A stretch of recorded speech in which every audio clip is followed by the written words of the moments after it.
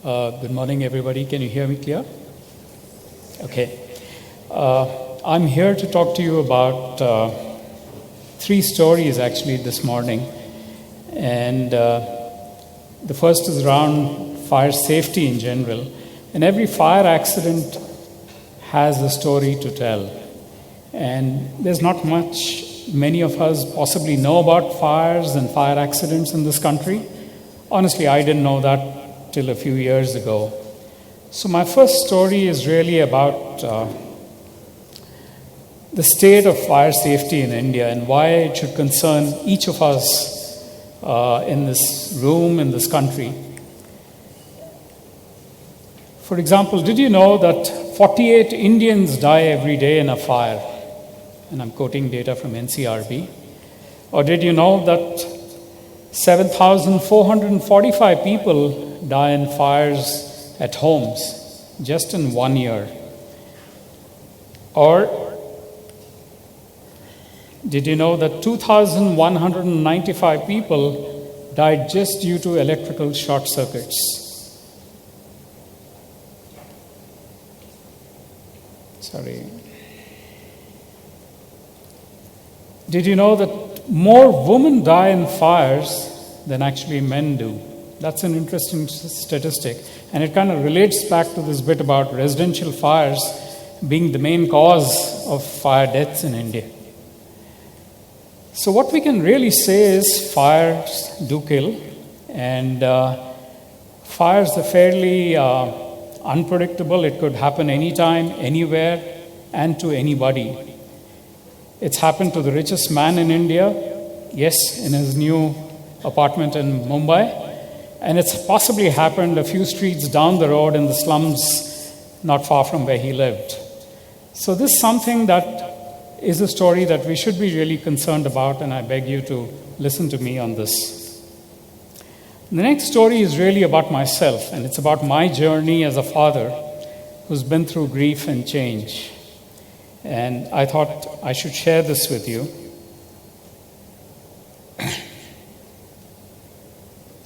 23rd February 2010, does that date possibly may not be something that's relevant to you, but it's a day that would stay with me for the rest of my life and for my wife here. It changed our lives forever. There was a building here that some of you may remember. It was called the Carlton. It still exists.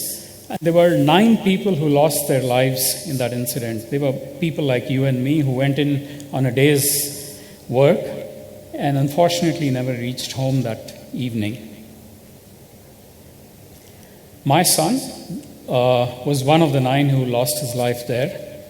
And needless to say, it was quite a bit of a jolt for us as a family. Just to take you through what happened that evening so that you understood where we came from. I had a call from one of his friends, and she called me saying she was trying to reach him and wasn't able to get through. And primarily whether I could reach out to him and speak to him and try and see if the two of them could meet. And I said, okay, I'll try, and I couldn't get through either. And finally, when I realized that I had to go out and figure out what's happened to him, I reached the closest hospital where I heard most of them were injured. And that's when we discovered that we'd lost him. So what happened to us and what happened to me? 3 days later, after we'd finished the rituals and other stuff that we all do, I found myself actually writing. That was not something that I had grown up with, and I actually started my own blog. And I found writing very cathartic. I found that was a way of maybe sharing my grief, at the same time having a window to the world of sorts. A month later, I felt maybe it's time for me to reach out to the 8 other families who'd lost somebody. More to try and understand what is it that they're going through, how are they coping with what's happened in their lives. And that's when this whole process of trying to reach out began at my end. Now, 8 years later, I can possibly rationalize the way I came out of this whole incident. I'm sure a year into the incident or the accident, I wouldn't be able to articulate it in the manner I can right now. I call it unexpected grief, and that's a kind of term I've coined myself. I don't know whether it exists. But if you look at grief, there are two ways of looking at it. One is grief that all of us go through when we lose somebody who's either aged or maybe terminally ill for a few months or years. In a sense, it's not that it's less impactful, but I think it prepares you for the ultimate. But accident victims and their families, in my mind, go through something which is most shocking, and it's unexpected, and I call it unexpected grief. And very naturally, post the grief that we went through, it turns into anger. This whole bit in the next month is all about, why did it happen to me? Why did it happen to us? Couldn't it have been stopped? Couldn't the lives have been saved? This is very natural again. And that leads on to wanting to demand justice, saying the guys who were responsible need to be booked and need to be brought to justice. We need justice as families. In my case, that kind of got a little extended, and I suddenly realized that maybe what happened to me shouldn't happen to others. And that's when I said, we need to demand change. We need to make a change, because everything that had to go wrong at the Carlton Towers accident went wrong that evening. And that really led to the birth of a movement. Some of you may have heard of Beyond Carlton, but I suspect a lot of you may not have heard about Beyond Carlton. So Beyond Carlton, as the name suggests, came out of this whole effort of trying to move beyond the accident, to try and see if we can actually try and correct what went wrong at the Carlton Towers fire. And today I'm glad to share with you that over the last 8 years, we are now, as I said, we are now a movement on fire safety. We're the only one of its kind in India. And we have people who've joined us from all kinds of walks of life. So we have an 86-year-old who's part of Beyond Carlton and helps us file RTIs. We have college kids like you who want to go and spread the word on fire safety. And there's, of course, a bunch of us who actively try and drive it. At a personal level, my whole effort with Beyond Carlton is to really try and see if I can actually prevent a loss in another family. So, to take a few moments and tell you a little about what we've been doing at Beyond Carlton, if one had to call it the vision or our aspiration, it would really be that no life should be lost in India due to a fire accident. That's really our goal. And what do? We do a couple of things. At one level, we look at advocacy, and we actually went out and got judicial intervention and filed a PIL in the state high courts and changed the state laws. So what it actually taught me and taught us was citizens can actually make a change. And that's very important. So don't just sit back and expect someone else to make the change or a lawmaker to make the change only. Very recently, we've actually launched the first of its kind city-specific blueprint. We have a blueprint for Bangalore, which is a forward-looking document which talks about fire prevention. What are the 50 things we need to do over the next 5 years to try and make this city of ours a lot more safe from fires?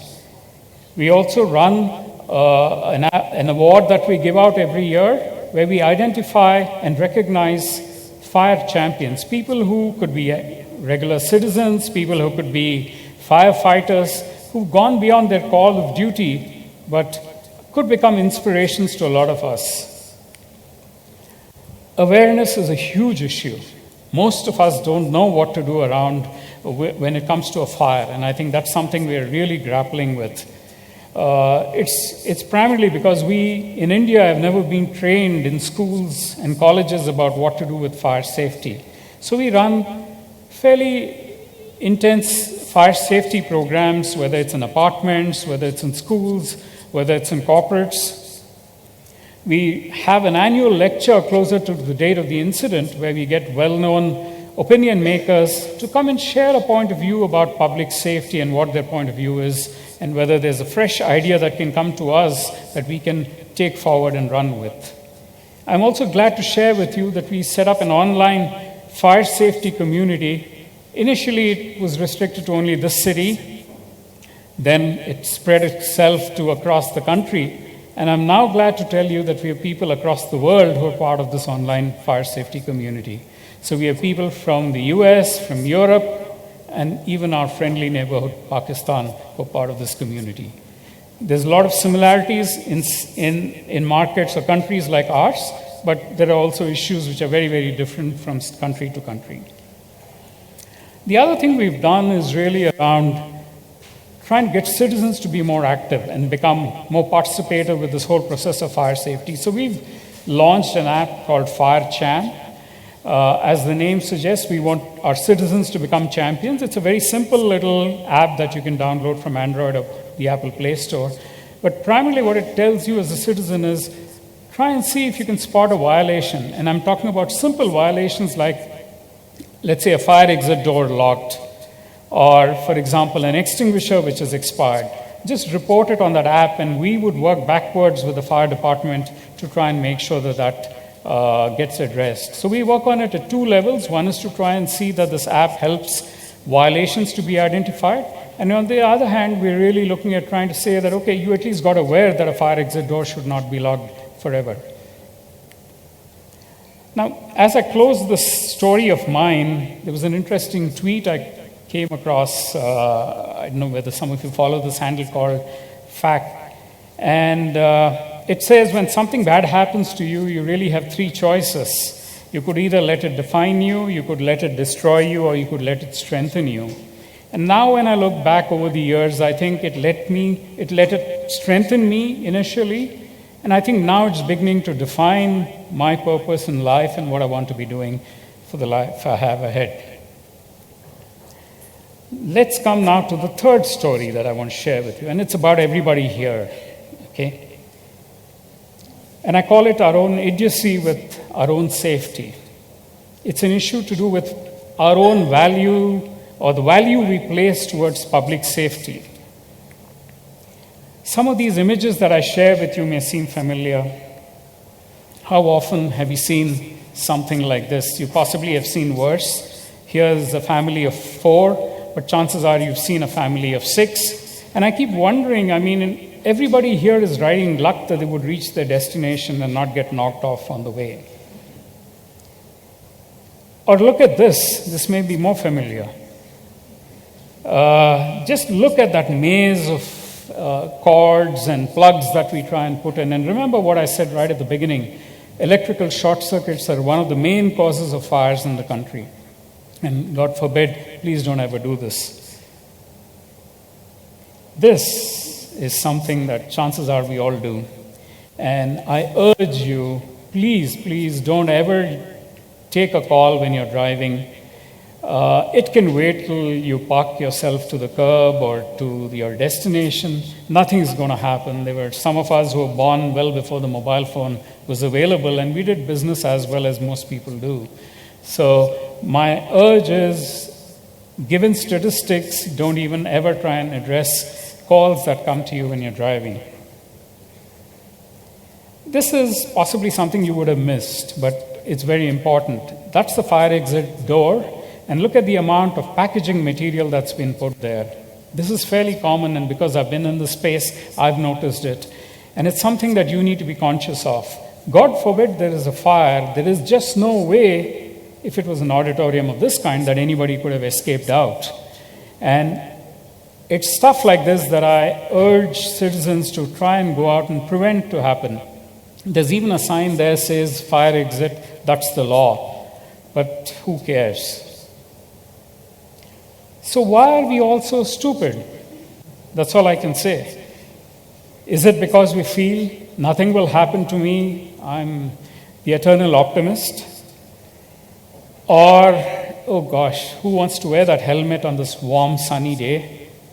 You may just turn the corner and somebody else will be speaking about you passing away.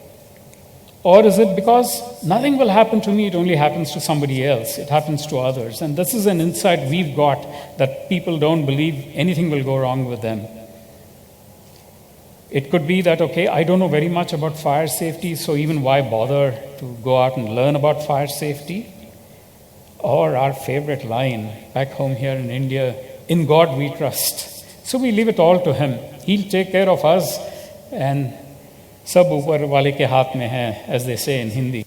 So I think it's a cultural issue. I clearly believe there's an issue with us Indians. We don't put adequate premium on public safety, and we are actually looking at partners to try and see if we can do some kind of a social experiment, maybe try and do some social engineering to try and make a change. So as I sum up, my request is get real, don't become another statistic that somebody like me can come and speak to you about and say, that's the 49th person who died in an accident, or the 53rd person who died in an accident. So make the change inside out. The inside is here. Most of the issues that I've spoken about are within our minds, and the external factors are really to do with don't not follow the guidelines that already exist. We as a nation have all the laws that we need to do as far as public safety is concerned. But we are a bit rebellious. We tend to believe that we shouldn't follow it. So unless you see the policeman down the road and you wear the helmet on, that's part of your rebellious nature. And I think that's the little request I'd have to make a change. So thank you.